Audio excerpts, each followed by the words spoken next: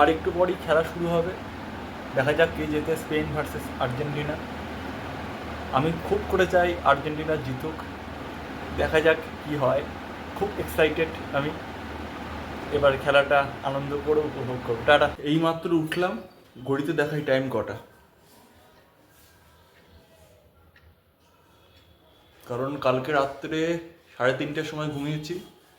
Argentina versus স্পেনের match দেখেছি, খুবই খারাপ লাগা নিয়ে ঘুমিয়েছি, কারণ আর্জেন্টিনা কাল জিততে পারেনি, কাল হেরে গেছে আর্জেন্টিনা। যাই হোক, স্পেন ভালো খেলেছে, খেলায় তো হার জিত হবেই।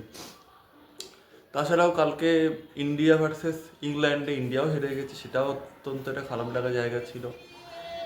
খেলায় তো হার জিত থাকবেই, চলুক আবার দেখবো। তবে লিওনেল মেসির যে কান্নাটা, চোখে জল, সেটা সত্যিই ভীষণ খারাপ লাগছে। আমি দেখলাম, কালকে দেখছিলাম আমি।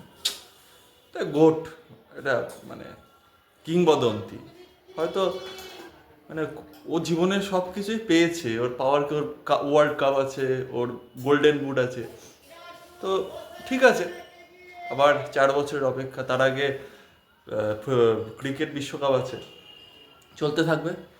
খেয়ে নি সকালে।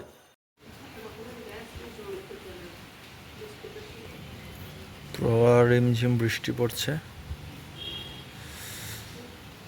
ওয়েদারটা বেশ ঠান্ডা হয়ে যাবে।